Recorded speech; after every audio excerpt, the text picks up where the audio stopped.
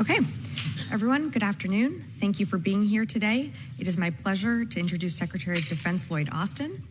The Secretary will deliver some opening remarks, and then we will have time to take a few questions. I will moderate those questions and call on journalists. With that, Mr. Secretary. Thanks, Serena. Good afternoon, everyone. It's great to be back at NATO. But I wanted to start with just a few words about the Middle East. As you all know, Israel yesterday killed Sinwar, the leader of Hamas. That's a major achievement, and it opens a major opportunity for progress. Sinwar was the architect of the October 7th terrorist assault on Israel. His plot left 1,200 people dead, including civilians from more than 30 other countries.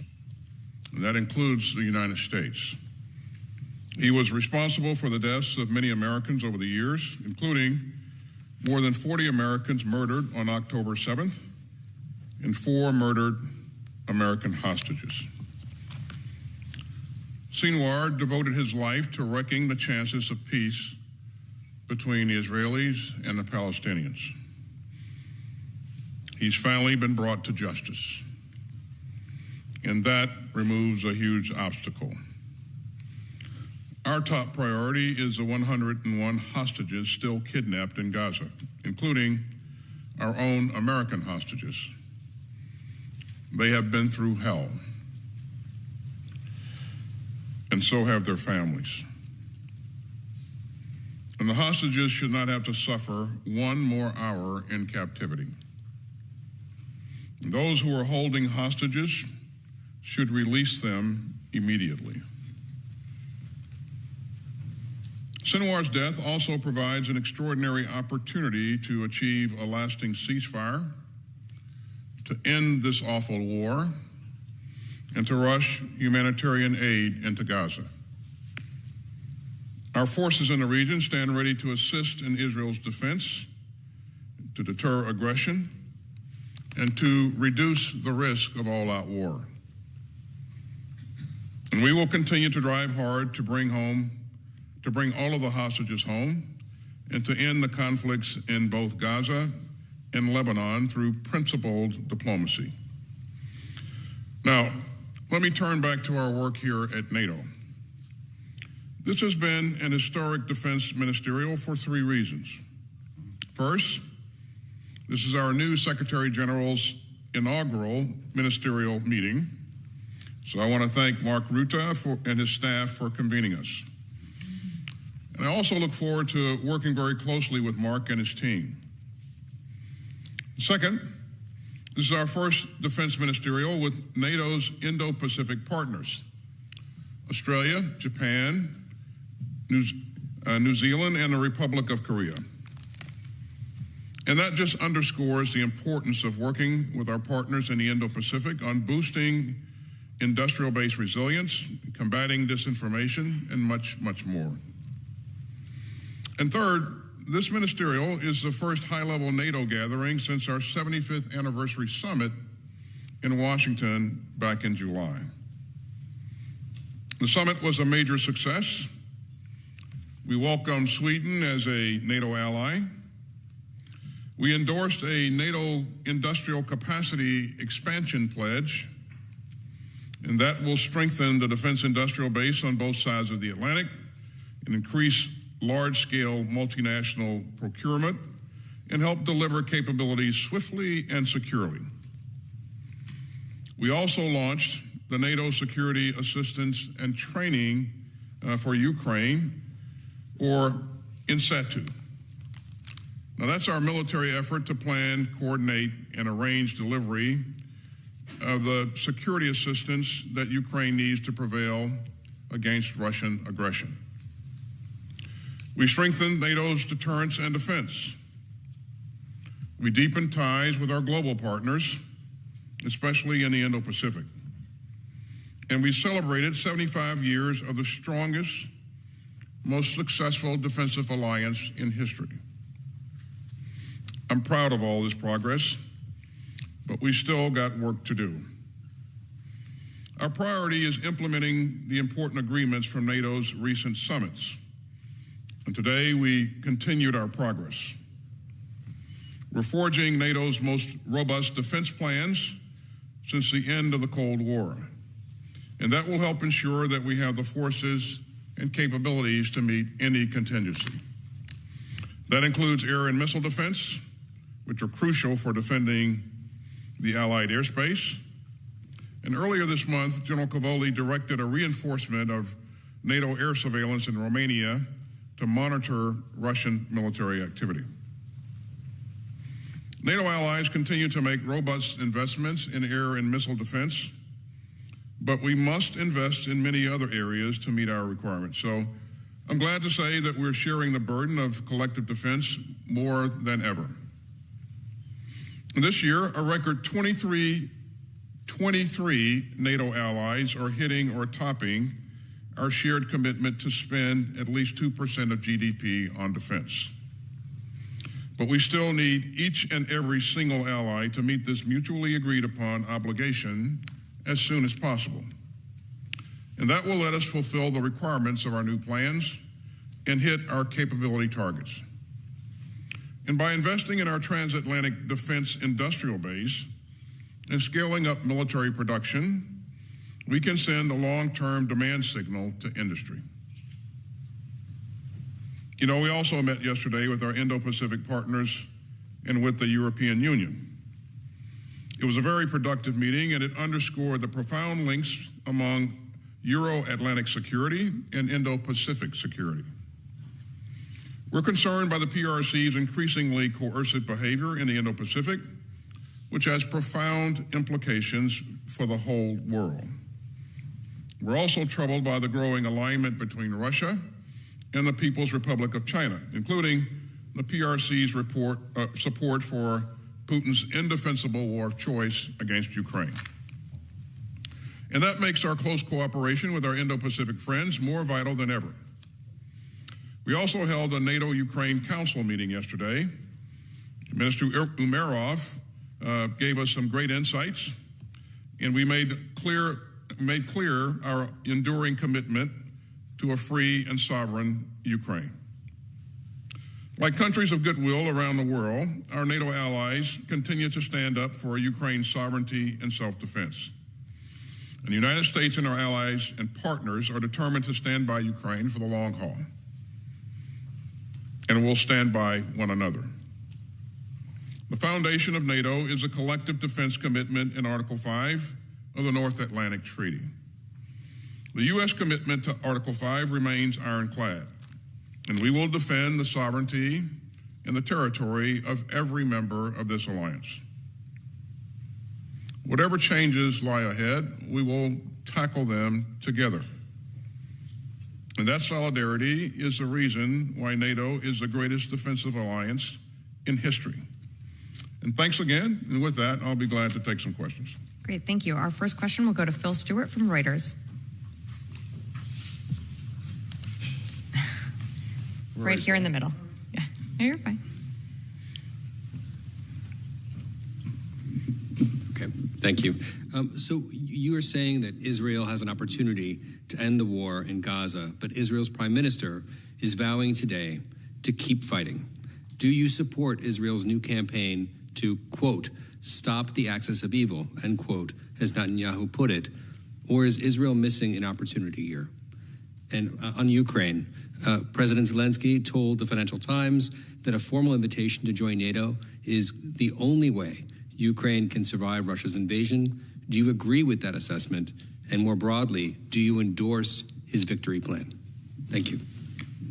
So which one of those questions do you want me to answer, Phil? All right, let's start with the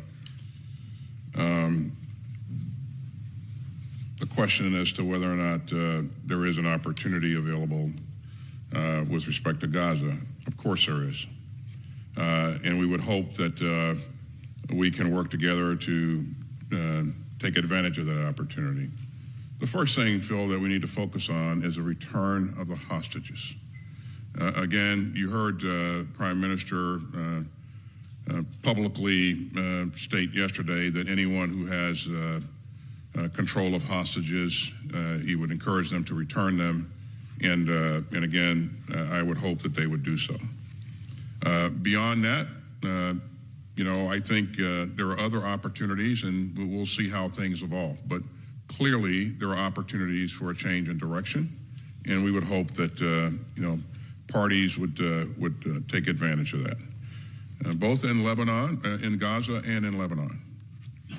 The second question was, as I recall, Phil, was about the victory plan and whether or not we endorse the victory plan. Again, the victory plan is President Zelensky's plan, and we're going to do everything that we can to provide the security assistance to support the president as he tries to accomplish his objectives. Now, what we all want to make sure that we continue to do is to link military objectives to strategic objectives, and that dialogue continues. And I just met with Minister Umerov today. We talked through a number of those things. Again, our focus is going to continue to be on doing everything that we can to support the victory plan. Support President Zelensky. It's not my position to evaluate publicly his plan. We have been supporting him by providing security assistance in a major way for over 2.5 years. We're going to continue to do that. Next question. Thank you. Our second question will go to Andrei Smolyakov, Novaya Gazeta Europa, right here in the back, in the middle. Thank you. Mr. Secretary, Ukrainian military has been able to carry out some effective UAV strikes deep into Russian territory. But there have been reports, especially in Russian and Ukrainian language media, that the U.S. has discouraged those attacks. Is there any substance to those reports? And if so, is the U.S. willing to support such operations in the future? Actually, Andre, we've seen the Ukrainians use their long-range UAV strike capability to great effect. And we saw recently that they were able to take out a number of strategic level ammunition supply points, which has had an impact on the battlefield.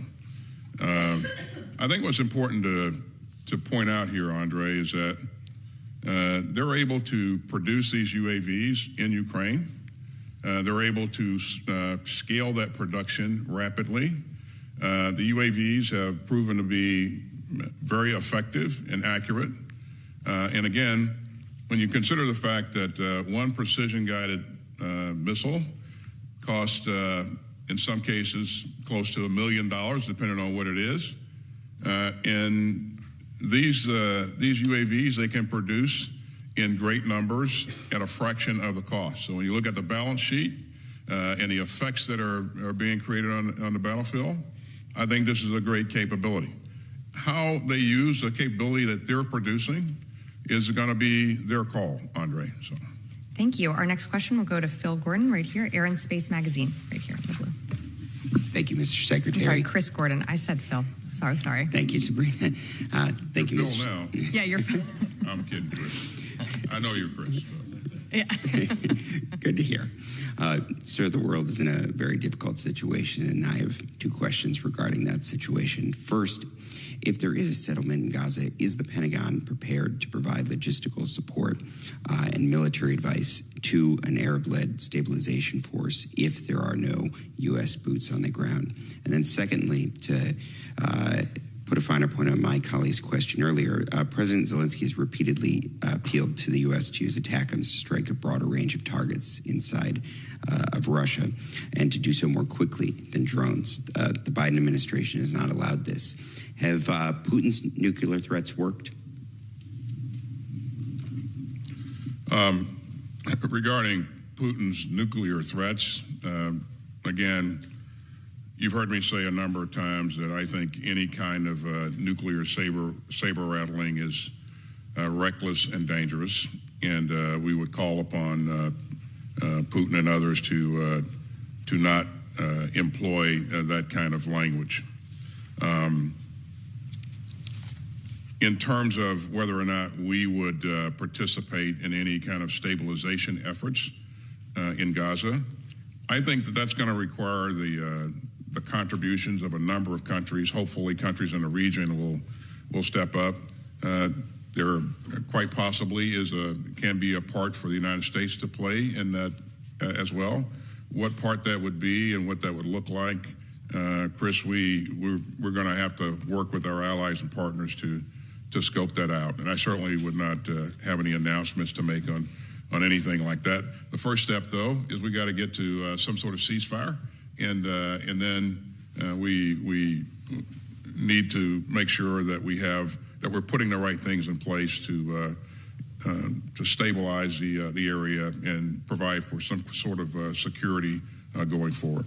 But that's left to be defined yet. So. Thank you. And our last question will go to Terry Schultz, Deutsche Welle. Thank you, Secretary Austin. I'm very interested in the future of the Ukraine Defense Contact Group, a group that you yourself created. I mean, what is the future of this, given that nobody knows what's going to happen after November under either administration that would take over? What will happen with this group? How do you consolidate what you have done, what has been done under your leadership, but even more of interest to the Ukrainians, do you have a sense after this last meeting that there's enough momentum to provide enough to help Ukraine tilt the balance on the battlefield, as is necessary, you yourself say, to someday move into discussions about ending the war? Yeah, thanks, Terry. So we've been doing two things simultaneously. We're focused on providing Ukraine what it needs to be successful on a battlefield today as it tries to defend its sovereign territory. And it's been very successful at that. And I would remind everybody that Ukraine has taken on the largest military in Europe, and for 2.5 years, it has successfully defended its territory. And Putin has not achieved not one strategic objective that he set out to achieve. Kyiv is still stands. The Ukrainian government did not fold, and I could name a number of other things, but they have been very, very successful. So helping them defend in the current fight is one objective. The other objective is making sure that we help them get what's necessary to be able to defend against aggression in the future and deter aggression as well. And that's what the capability coalitions have been designed to do. As you know, we have an Air Force capability coalition. It was focused initially and still is focused on helping Ukraine get a fighter aircraft capability. And as you know, Ukraine now has an F-16 capability. We will continue to build upon that. There's an artillery capability coalition that's also being very successful, and it's helping Ukraine acquire the artillery systems and the munitions that it needs not only for today but for the long haul as well. There's an IT coalition that helps make sure that Ukraine has what it needs to be able to function in the information space, in the information domain, and be effective. That IT coalition has been very effective, very impressive. There's a drone coalition. And so these coalitions are designed to ensure that at the end of the day, Ukraine has what it needs to be able to deter aggression and defend itself going forward. And thank you for bringing it up, because it's a thing that not many people pay attention to. But every day, we are building long-term capability for Ukraine. And you know, I have to applaud the work of our allies and partners who are leading some of these coalitions and rallying support for Ukraine and you know, digging deep to provide them what we think they'll need going forward. So I think that will help to spell success for Ukraine in the long haul. But I appreciate you bringing it up, Terry. Thank you, everyone. That concludes today's press conference.